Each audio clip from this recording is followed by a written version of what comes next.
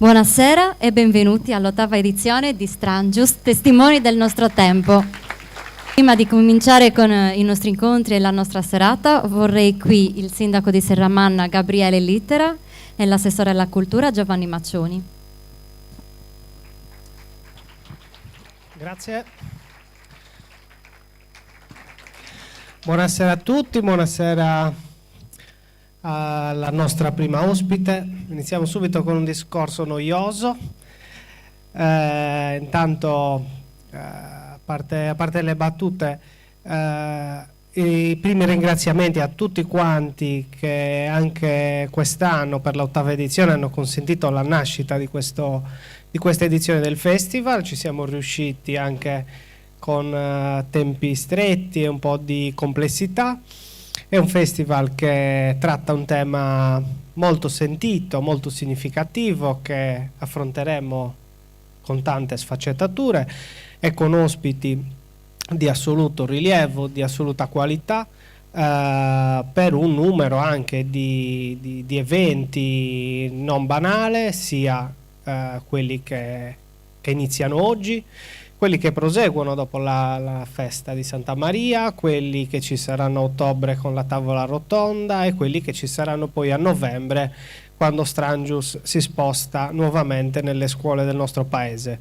Quindi si rinnova un festival con un tema nuovo ma che coinvolge tutta la nostra comunità, dai bambini alle persone, insomma, agli adulti, alle persone più grandi. Lo facciamo con tutta la rete di associazioni del nostro territorio, che ugualmente ringrazio. Lo facciamo coinvolgendo gli artisti appunto del nostro territorio, oltre che le tante persone come Valeria oggi che presentano e dialogano con gli autori. Lo facciamo anche grazie alla ospitalità, alla disponibilità di tanti proprietari di splendidi immobili come questo in cui ci troviamo, e tutto questo è organizzato, oltre che da un bravissimo direttore artistico e dal suo staff, è organizzato anche grazie al contributo fondamentale della Regione Sardegna, dell'Unione Terre del Campidano e dell'associazione Città della Terra Cruda, di cui ovviamente facciamo parte. Anche il comune fa la sua piccola parte, ma il grosso ovviamente lo fate voi che siete il pubblico. Tutto questo sforzo di tutta l'organizzazione è per voi, è per mettere a vostra disposizione momenti di alto profilo, di grande valore. Il fatto che si sia arrivati all'8ª edizione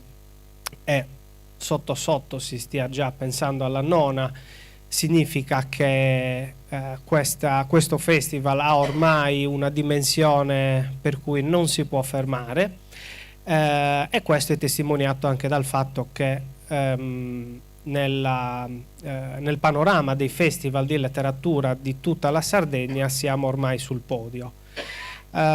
Quindi è un vero orgoglio poter avere questa iniziativa qui da noi, vederla crescere. Ci auguriamo insomma che tutti questi eventi vi trovino soddisfatti, sia per gli autori sia per gli artisti che cureranno le mostre e per le altre occasioni insomma collaterali. Ci auguriamo che il tema che andiamo a trattare ci aiuti tutti quanti ad approfondire, a riflettere quelle che sono spesso le battaglie che ognuno di noi silenziosamente, individualmente, a volte è costretto ad affrontare e a superare, e quelle che invece sono collettive e che vediamo spesso insomma nella cronaca di tutti i giorni. Ci aiuteranno appunto tanti ospiti che sono benvenuti nel nostro paese e nella nostra comunità, a partire dalla signora Impastato, a cui diamo il nostro benvenuto. Grazie ancora a tutti, buona partecipazione. Lascio la parola per un saluto anche al collega assessore, che più di me si è occupato in prima persona di tutta l'organizzazione e che ovviamente ha dovuto resistere anche ai miei sfoghi. Grazie a tutti. Grazie. Veramente è molto difficile dire delle cose diverse, visto che ha raccontato quasi tutto il nostro sindaco rispetto a questo festival. Mi sono scritto qualcosa. Negli anni questo appuntamento, il festival Strangius, è cresciuto, ormai è diventato un simbolo di dialogo, cultura e impegno civile. Noi affrontiamo tutti gli anni diversi temi, li affrontiamo, come si diceva prima, su tutte le sfaccettature, e quest'anno il tema appunto è resistenze. E come qui uso una citazione che ha usato il nostro direttore artistico anche durante la conferenza stampa, resistenze, civiltà, libertà, i diritti, la dignità. Avremo con noi voci importanti, poeti, scrittori, attivisti, magistrati, sportivi, da Maram al-Masri a Felice al nostro presente. Le giornate quindi sono le giornate che iniziano oggi. Termineremo il festival il 14 di settembre, poi ci sarà una parte a novembre dedicata alle scuole, e sempre di più c'è l'interesse da parte delle scuole. Addirittura oggi ci hanno contattato una scuola non di Serramanna che erano interessati in qualche modo a partecipare alle nostre presentazioni. Questo significa che veramente questo festival sta diventando un punto di riferimento nell'isola. Quindi in queste giornate un mondo migliore, in questo momento sicuramente abbiamo tutti bisogno di speranza, di resistenza per un mondo che sia sicuramente migliore rispetto a quello che stiamo vivendo oggi. Ci saranno delle mostre, ci sono già 2 mostre attive che vi invito a visitare, e ci saranno naturalmente i 2 premi che arricchiranno appunto l'importanza di questo festival e degli ospiti che ci vengono a trovare e che accettano il nostro invito.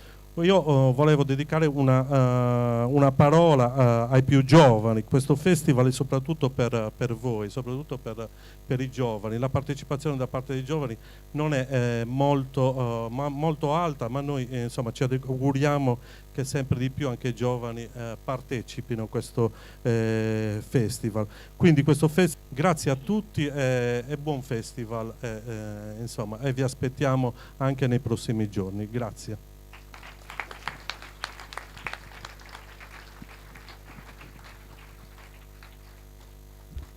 E allora eccoci qua. Con grande gioia e orgoglio ci ritroviamo qui per l'8ª edizione del Festival Letterario Internazionale della Letteratura Autobiografica Strangius. Questo evento, che si svolgerà dal 4 al 6 e dal 10 al 14 settembre nelle suggestive cornici dei Beach House Antigus di Serramanna, celebra quest'anno un tema di profonda attualità e riflessione: resistenze, tra intransigente ricerca della libertà e opposizione ai totalitarismi e soprusi. Il Festival Letterario Strangius, organizzato dal Comune di Serramanna in collaborazione con l'Associazione Città della Terra Cruda e patrocinato dalla Regione Sardegna, è giunto alla sua 8ª edizione. Quest'anno il festival non sarà solo un momento di incontro fra scrittori e lettori, ma anche un'opportunità per tutti noi di approfondire la nostra connessione con il mondo che ci circonda, di riscoprire il piacere della lettura e della scrittura e di apprezzare la bellezza dei momenti di pausa. Gli 8 temi che caratterizzeranno le giornate del festival, dalla resistenza delle madri fino a resistere per un mondo migliore, offriranno spunti preziosi per riflettere su come possiamo, nella nostra vita quotidiana, mettere in pratica gli esempi di chi ha resistito e ha detto no per migliorare la propria e altrui esistenza. Il tema di questa edizione è resistenze. La parola resistenza deriva dal latino resistenzia, da resistere, composto di re, indietro, e sistere, fermare. È una parola molto... Questo festival abbiamo voluto mettere varie forme di resistenza, sempre riflettendo su ciò che diceva il grande partigiano Sandro Pertini, che fermamente, fermandosi e respingendo le forme contro la libertà, diceva della sua lotta: io non sono un eroe, sono solo un uomo che ha detto no. Il festival sarà articolato in 8 giornate, ciascuna delle quali caratterizzata da un tema specifico: resistenza delle madri, per l'ambiente, resistere alle ingiustizie, resistere con la poesia, ho tanta voglia di resistenza, Resistentis, resistere attraverso lo sport e resistere per un mondo migliore. Oggi ci troviamo presso Casarriffa e per questo ringrazio Riccardo ed Effi. Avremo ospiti Felicia Vitale Impastato e Teresa Manes, coordinati rispettivamente da Valeria Melis e Alessio Onnis. Il reading sarà curato dall'associazione Il Pungolo. E oggi il nostro ospite è anche Giovanni Impastato, che fu nostro ospite alla prima edizione di Strangius, a cui chiediamo gentilmente un breve saluto.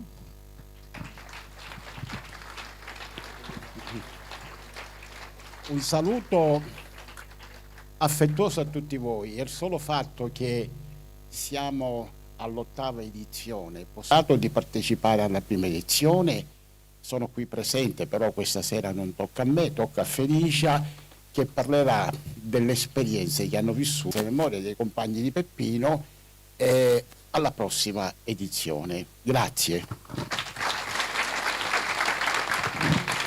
Grazie. Eccoci quindi pronti per il primo incontro, che sarà coordinato da Valeria Melis. Valeria Melis è la lettura, una predisposizione naturale per il sociale in tutte le sue sfaccettature. Coordinerà per noi oggi Felicia Vitale Impastato.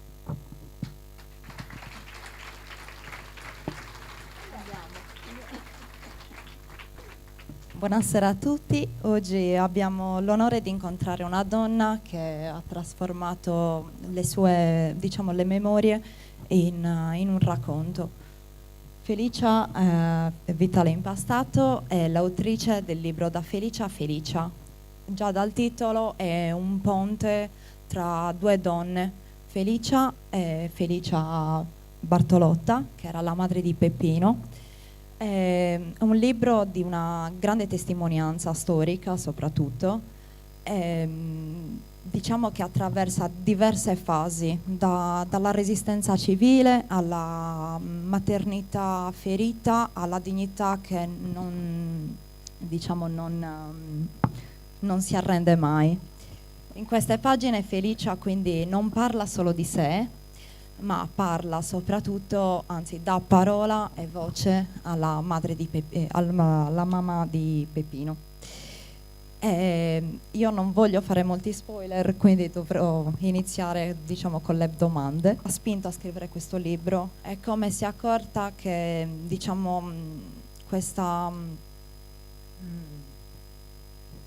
questo rapporto con Felicia. Buonasera a tutti, innanzitutto voglio ringraziare gli organizzatori di questo festival a cui ha partecipato già Giovanni e presentare il mio libro Da Felicia a Felicia, perché voglio continuare a mantenere viva la memoria di Felicia la Grande. Io dico Felicia la Grande perché io sono, per coincidenza, mi chiamo pure Felicia, ma Felicia la Piccola. Parlare di Felicia è sempre per me un momento di emozione, perché questa donna mi ha lasciato tanto, mi ha insegnato tanto e in questo libro ho sentito il dovere di poter omaggiarla. È un modo come un altro per poter omaggiare la figura di Felicia, e quindi tantissimi anni, e soprattutto presentare Felicia anche attraverso i suoi, incontrata per la prima volta quando sono diventata la ragazza di Giovanni, ed era il periodo in cui Peppino aveva creato a Cinisi il Circolo Musica e Cultura. Io ero una ragazza molto semplice, i miei gestivano un bar e quindi vengo inoltrata in questo ambiente, culturale in quel periodo e soprattutto rivoluzionario a livello giovanile, perché Cinisi, un paese della Sicilia, provincia di Palermo, non esisteva il nulla, per cui essere introdotta in questo circolo dove già era nato il collettivo femminista, c'era anche il collettivo antinucleare e poi c'erano i vari gruppi di lavoro, c'era chi creava la fotografia, quindi si realizzavano le mostre fotografiche per realizzare, cioè, il momento di denunzia attraverso la foto. C'era il gruppo che si dedicava, c'era un cineforum che poi alla fine curavamo io e Giovanni, andavamo a Palermo, abbiamo un Super 16, non so, io parlo ma sembra che stiamo parlando di tempi remoti, e andavamo ad affittare le bombine gigantesche e poi dopo la proiezione del film c'era il dibattito e quindi era un momento veramente molto importante e io ho conosciuto in quell'occasione Felicia perché Musica e Cultura si trovava vicino e mi ha colpito subito questa donna per la sua disponibilità a dialogare con noi giovani, cioè non faceva altro che chiederci cosa stavamo facendo, cosa stavamo preparando e poi sono entrata ufficialmente nella famiglia e quindi a conoscerla un pochino molto da vicino. E le cose che ho notato che questa donna era colta rispetto a tutte le altre donne del vicinato. Innanzitutto Peppino comprava più quotidiani al giorno, allora c'era il giornale L'Ora, giornale di Sicilia, Lotta Continua, diversi quotidiani e lei gli diceva di non buttarli, di lasciarli sul tavolo e poi lei quando finiva le sue piccole faccende se li spulciava, se li leggeva ed era sempre pronta al dialogo. Quindi io dico sempre che la figura di Felicia nasce intersecata alla vita di Peppino.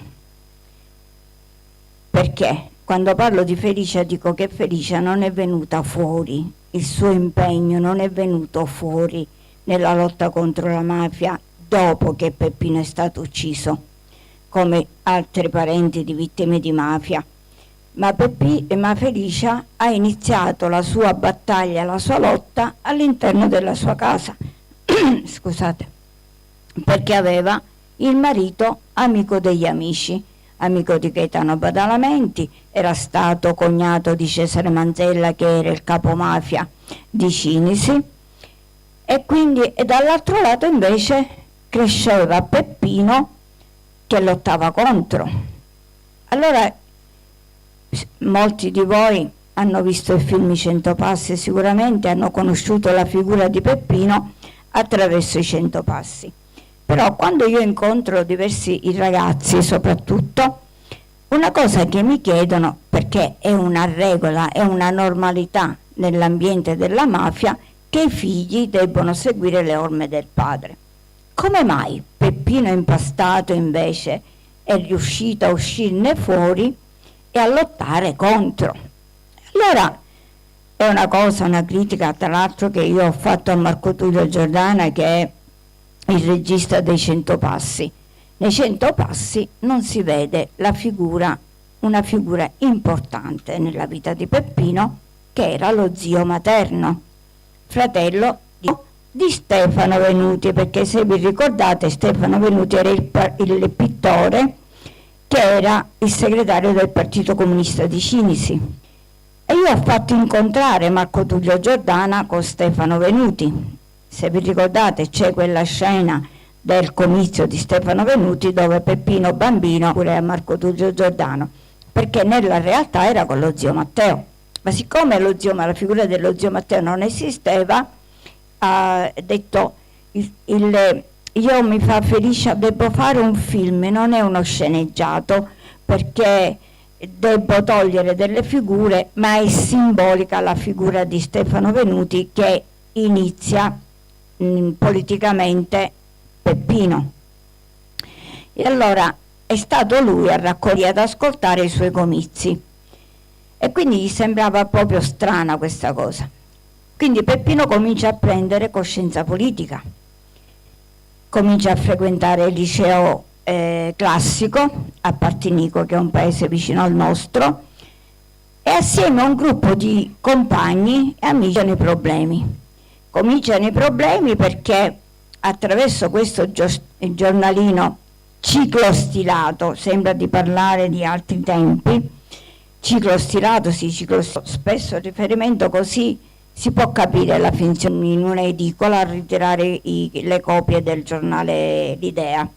Nella realtà invece mamma Felicia fa il giro del paese, va nelle case di comprare L'Idea perché era molto pericoloso, fino ad allora innominabili.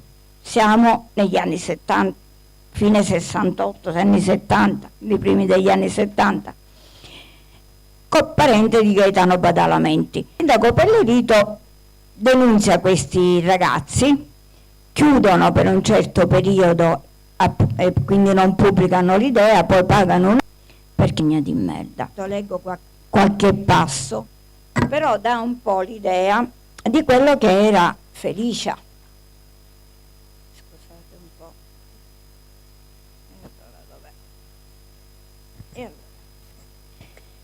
Suo marito Luigi, quando capì il contenuto di quell'articolo, impazzì di rabbia.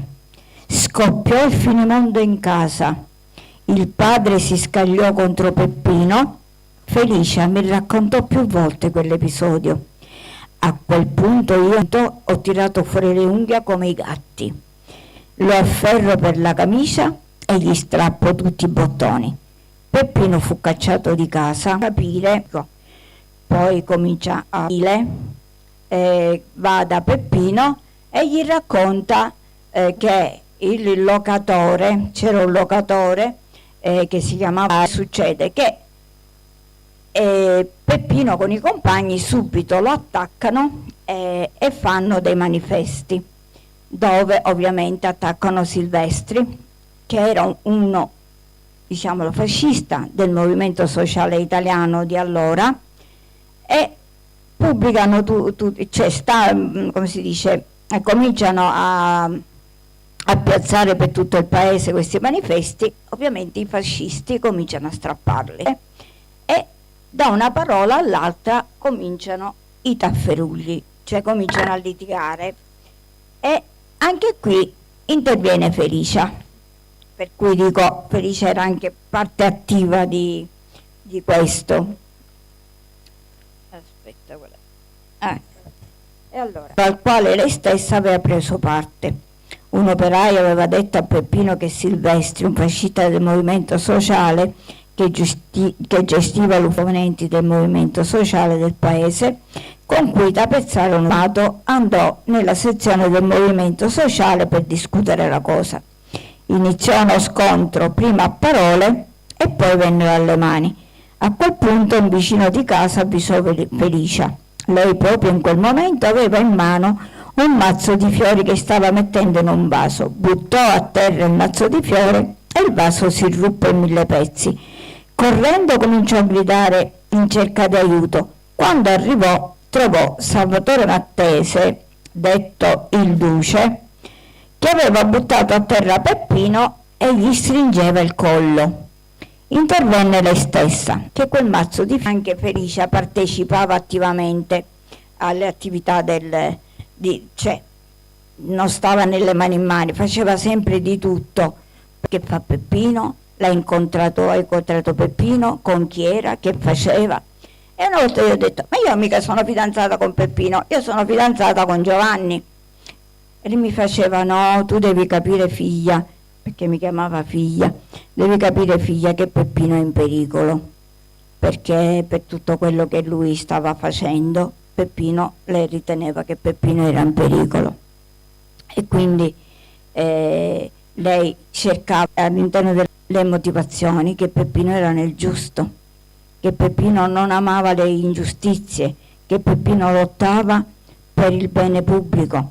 Io dico sempre che Peppino tra l'altro era anche il primo ambientalista in Sicilia, è stato uno dei primi ambientalisti nella difesa delle nostre montagne, per la difesa delle nostre coste, quindi Peppino non si impegnava solo a 360 gradi perché viene riconosciuto come quello che lotta contro la mafia, ma Peppino lottava anche di quella bellezza che circonda il nostro paese, che c'è in Sicilia, che in quel periodo stava tutto essere privatizzato, e quindi lui non voleva il nostro mare, le nostre coste, si doveva andare a pagare per entrare nel nostro mare. Quindi stiamo parlando già negli anni 70 tutto questo.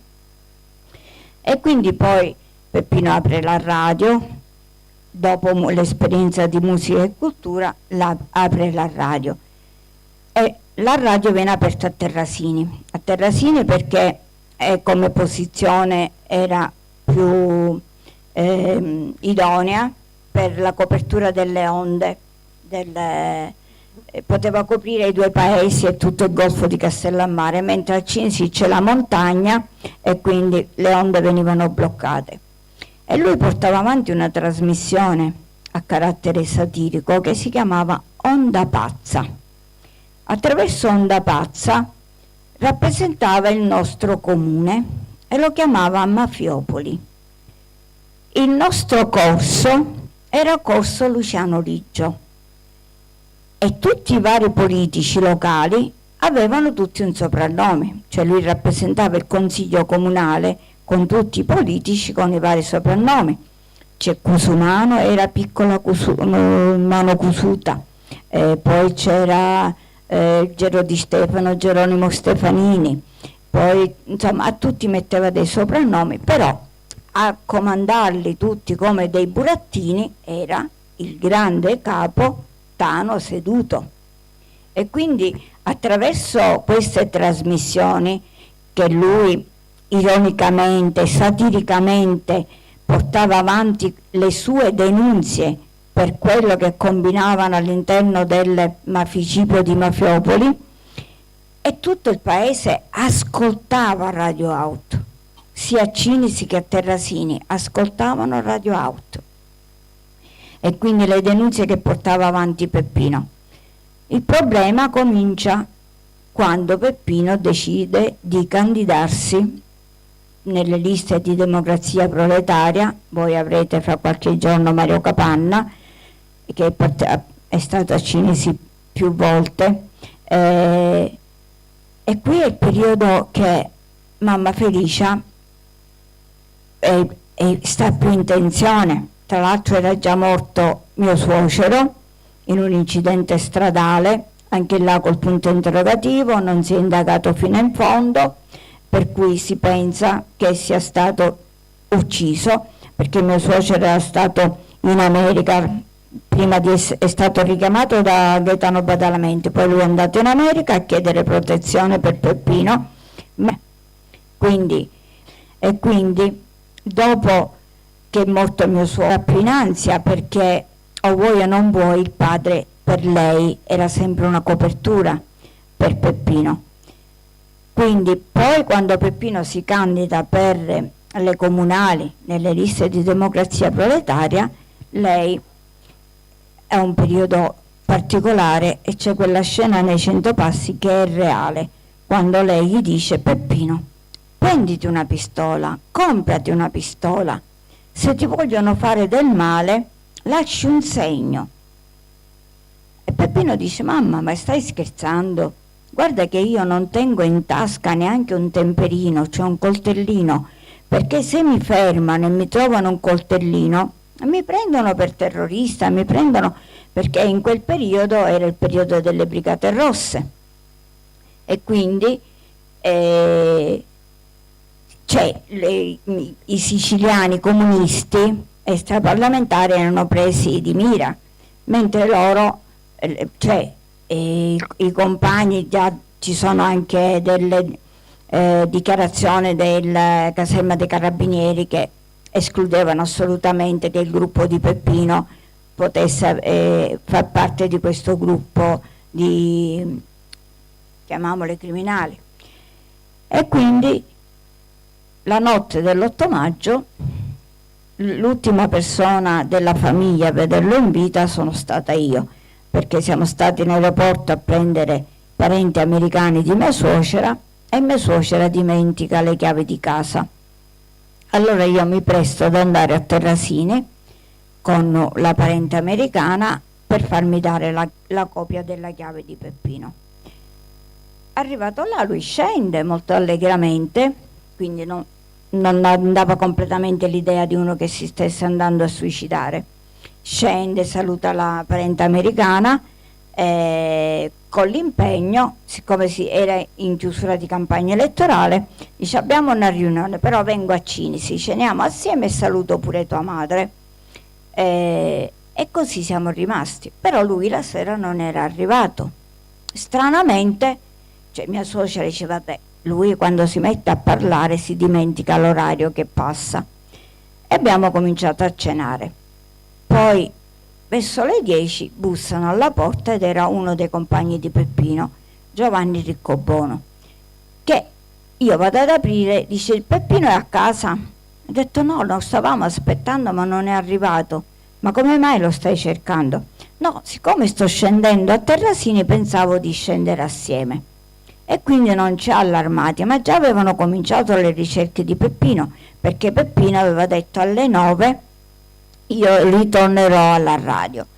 E Peppino era molto puntuale, quindi alle 10, anche perché c'è stato un episodio che ha proprio vissuto questo compagno che si chiama Alici. E il giorno era stato visto in paese, in piazza, parlare con un altro mafioso che Peppino chiamava Don Peppino Percialino, perché era il proprietario delle cave dove si estraeva il perciale, tipo il pietrisco che si metteva nelle costruzioni. Questo cugino ritorna a Palermo e invita Giovanni a non andare a Cinisi. Giovanni, sai, io ti direi di non andare a Cinisi perché succederà qualcosa di grosso. Questo mette invece, gli chiede che cosa. No, sai, c'è per ora la campagna elettorale, dice: io ti consiglio di non andare a Cinisi. Ma questa cosa lo mette in allarme. E arriva alla radio e Peppino sta per uscire. Allora si confida con i compagni, dice: mi è successa questa cosa, ne volevo parlare con Peppino. I compagni giustamente dicono: Peppino a momenti è qua di nuovo, ne possiamo discutere. Quando Peppino non si presenta, allora cominciano le ricerche.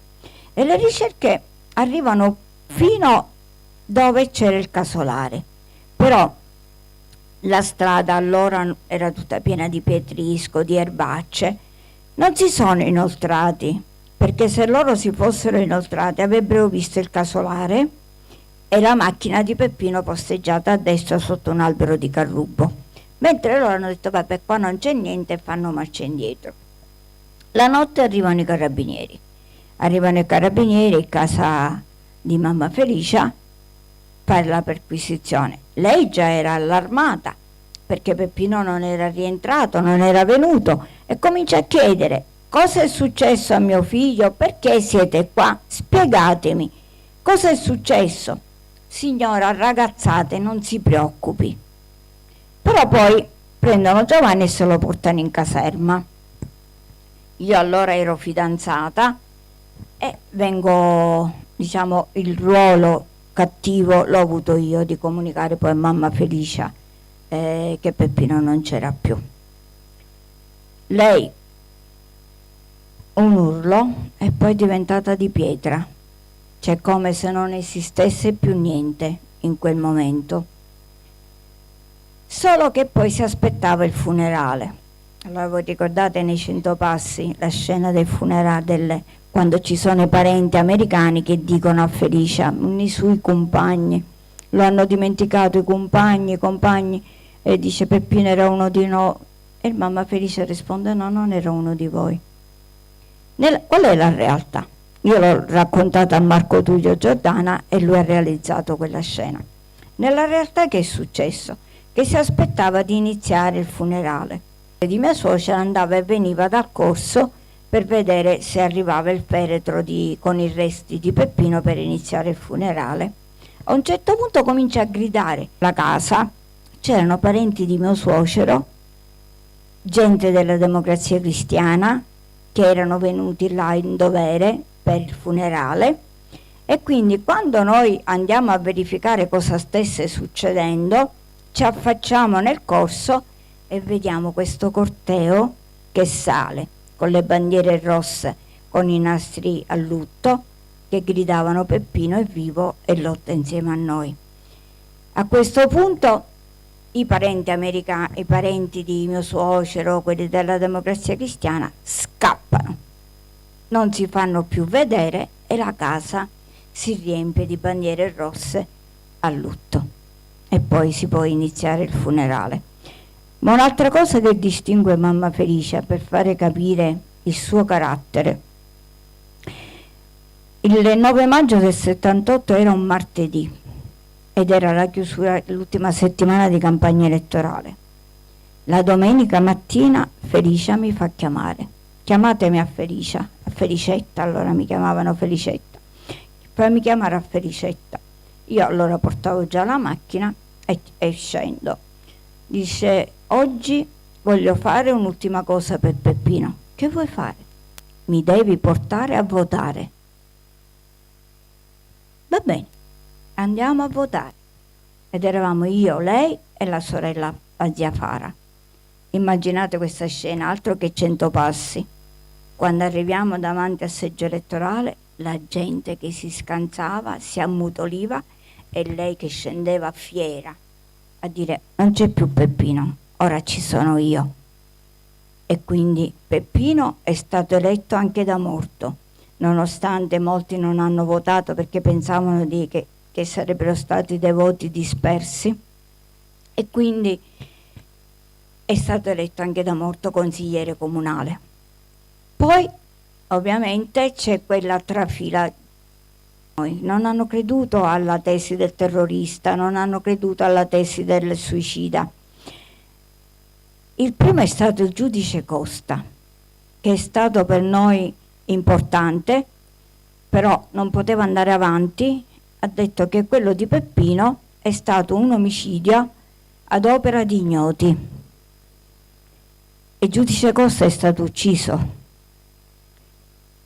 Il giudice Costa era molto amico di Rocco Chinnici, e l'aria che si respirava in quel periodo al Palazzo di Giustizia era un'aria irrespirabile.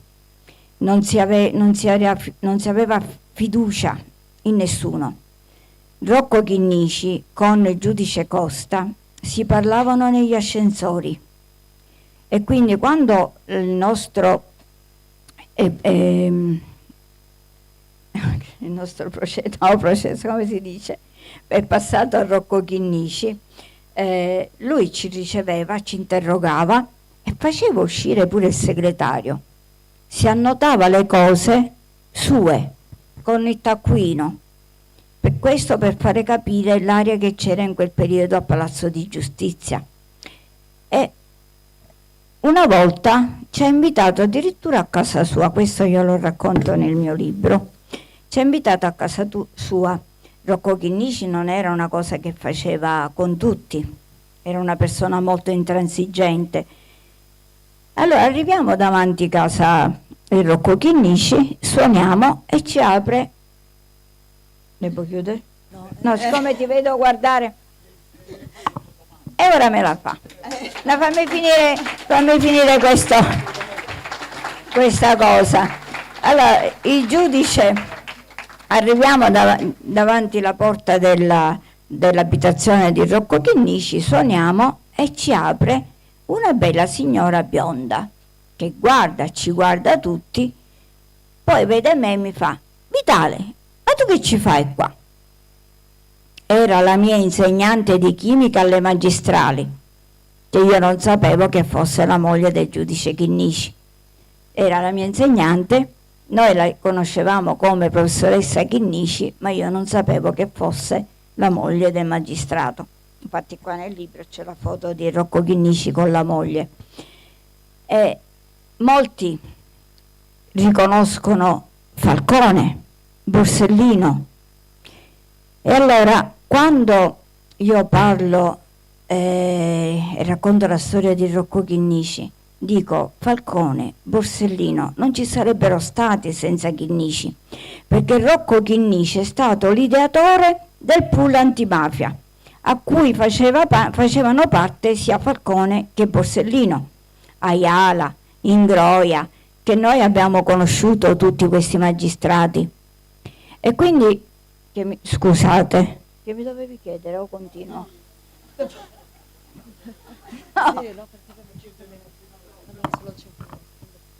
Allora, sto chiudendo, sto finendo e chiudo.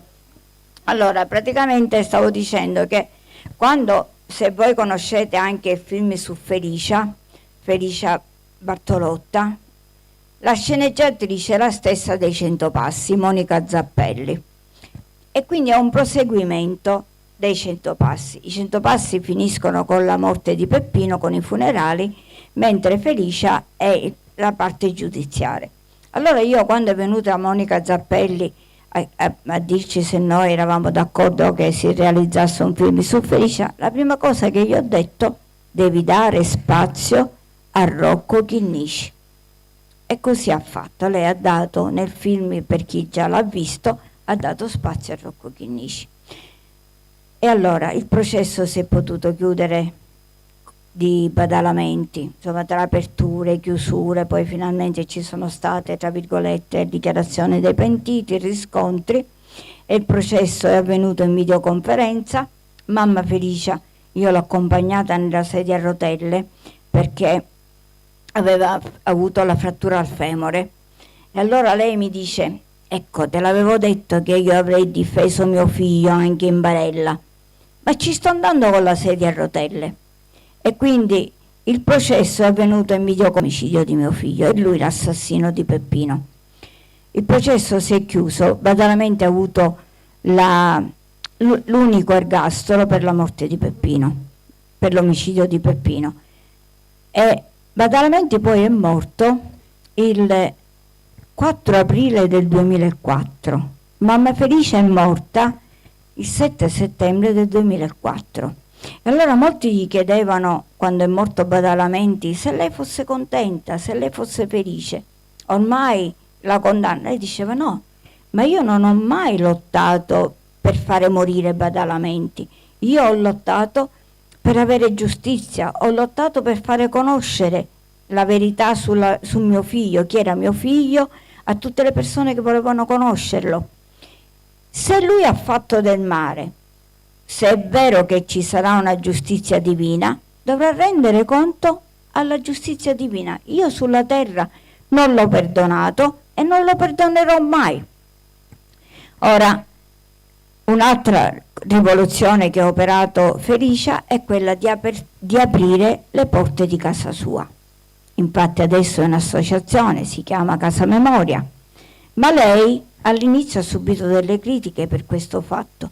Ma lei diceva: questa casa deve restare aperta a tutte le persone che vogliono conoscere la storia di Peppino, soprattutto i giornalisti. Sì, che siano i benvenuti i giornalisti, perché tutti debbono sapere che la Sicilia non è solo mafia, ma che c'è gente che lotta contro la mafia e lasciandoci anche la vita. Ebbene, Felice alla vigilia della sua morte ancora faceva accoglienza. Il 6 dicembre del 2004 aveva la casa piena di scout, perché chi è stato a Casa Memoria non è molto grande, e i ragazzi gli chiedevano: i ragazzi gli chiedevano: signora Felicia, se lei è stanca noi ce ne andiamo. No ragazzi, io quando ho la casa piena di giovani è come se in mezzo a voi ci fosse Peppino, quindi non sono mai stanca.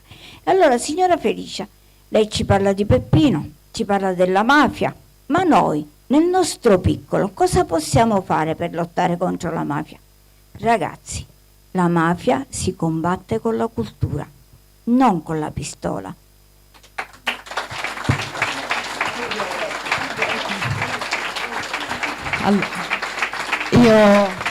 E questo è un altro messaggio che ha dato Felice ai giovani, che noi ripetiamo continuamente. Casa Memoria aperta a tutti quelli che vogliono conoscere la storia di Peppino. Adesso Casa Memoria si chiama Casa Memoria Felicia e Peppino Impastato. chi viene a Cinisi è sempre il benvenuto. Io chiudo, senza che... Allora, voi non avete sentito le mie domande, ma diciamo che Felicia ha risposto, ha fatto un discorso intero, ma ha risposto alle mie domande. Quindi io la ringrazio perché è un pezzo di storia. Sì. Grazie a voi, perché grazie alla pubblicazione del mio libro manteniamo viva questa memoria.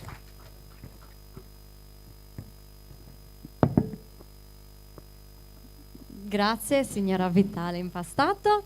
Adesso vorrei chiamare qui Giacomo e Davide che ci porteranno un piccolo omaggio per l'autrice e per la coordinatrice. Giacomo e Davide.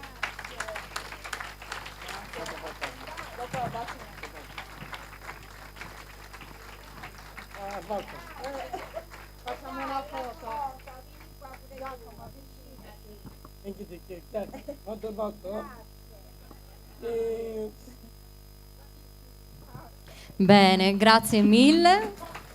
Adesso vorrei chiamare qui, prego, vorrei chiamare qui Fioralba Zucca dell'associazione Il Pungolo, perché come tutti gli anni e come in tutte le serate ci sarà un reading a tema.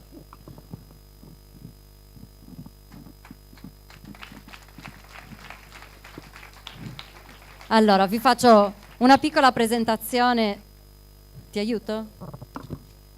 A posto. L'Associazione Culturale Il Pungolo nasce nel 2002 e da qualche anno è presieduta da Maria Grazia Serci. Il motto dell'associazione è quello di far circolare le idee. Collabora con le varie associazioni del paese e da qualche anno con il Festival Strangius.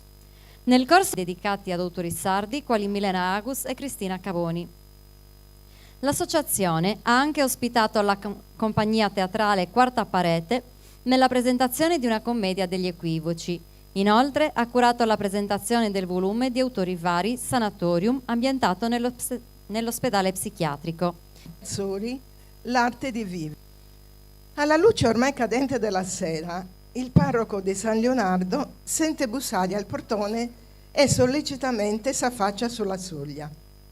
Una signora gli si presenta davanti, è stanca e si regge al manubrio di una bicicletta da donna, al quale ha agganciato un cesto stipato di vestiti, aggiungendo un paniere sul piccolo portabagagli posteriore, con qualcosa da mangiare. Posso sapere chi è, signora? Sono Elena, vengo da Cagliari, in fuga dai bombardamenti.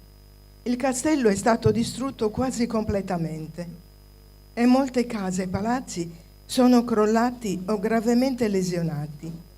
Tanta gente è morta o è rimasta ferita, mentre i sopravvissuti come me stanno fuggendo verso i paesi dell'interno, arrangiandosi come possono. Alcuni su carretti trainati a mano o trainati da carretti, altri stipati su camioncini per trasporto merci. I più poveri scappano a piedi verso i paesi più vicini, portando sulle spalle lo stretto necessario. Per mia fortuna io ho questa bicicletta, regalo del mio povero marito, dilaniato da una bomba. Lui aveva anche la macchina, che però è rimasta schiacciata sotto il crollo di un muro. Ma tanto io non so guidarla. Gli ho preso in fretta e furia la mia bicicletta, caricandola del necessario. Comunque ho scelto di venire qui, perché il cammino è abbastanza agevole, anche se un po' lungo. E poi, di Serramanna ho sentito parlarne come di un paese accogliente. Ora però devo trovarmi un alloggio e non so a che rivolgermi. Sono venuta qui per farmi consigliare da lei, perché voi parroci date sempre una mano a chi ne ha bisogno. Vediamo allora cosa posso fare. Ma prima mi tolgo una curiosità. Sento che parla come una cittadina istruita. Che lavoro faceva? Sono una maestra. allora avrà anche particolari abitudini ed esigenze. Non si preoccupi, vivo volentieri anche in una casa umile. Allora non ho problemi ad aiutarla. Andrebbe in casa di una vedova con 3 figli a carico, che ha perso il marito proprio perché parlava contro questo regime. La famiglia è povera, il marito era un grande lavoratore, un bracciante agricolo con un orticello dietro casa, dove lei continua ad allevare animali domestici, produce verdure e cura piante da frutta. Si dà da fare e quando è tempo va in campagna a raccogliere fave e ceci, oltre che a spigolare come tutte le donne bisognose. In poco tempo il parroco bussa alla porticina di Bernarda, sicuro di trovarla perché deve badare ai bambini ed esce solo per le commissioni. Chi è? Sono il parroco. Può aprirmi? Subito, eccomi. Bernarda osserva subito con curiosità la signora che sta con lui. Piacere, Elena, saremo buone amiche. Piacere, Bernarda. Non meravigliarti, Bernarda. Questa signora è scappata dalla città sotto i bombardamenti. Ora cerca un posto per vivere ed io ho pensato a te. Questa casa era dei miei suoceri, poveri contadini, e non è grande. Ma dopo che ci siamo sposati, mio marito ha costruito alcune stanze per i figli e una grande per gli ospiti che metto adesso a disposizione di signora Elena, se la gradisce. Sarà mio piacere stare in sua compagnia. Non solo compagnia, Bernarda, ma voglio anche rendermi utile per la casa e per la famiglia. Non chiamarmi signora, ma solo Elena, e diamoci del tu. Bernarda fa visitare la casa a Elena e la fa entrare nella stanza degli ospiti, ben arredata e in ordine. Adesso, propone Bernarda, visitiamo l'orto che mio marito Teodoro curava con impegno. Che vuoi, Elena? Noi poveri ci dobbiamo arrangiare. Ma per conoscerci fino in fondo ti dico che io ho fatto sempre la casalinga. E tu? Io ero maestra, insegnavo ai figli dei benestanti. Finite le lezioni, però, correvo a casa a sbrigare le faccende. Purtroppo Diego non mi ha dato dei figli. Io ho potuto dedicarmi alle mie passioni. Mio marito Teodoro è morto per la prepotenza delle camicie nere.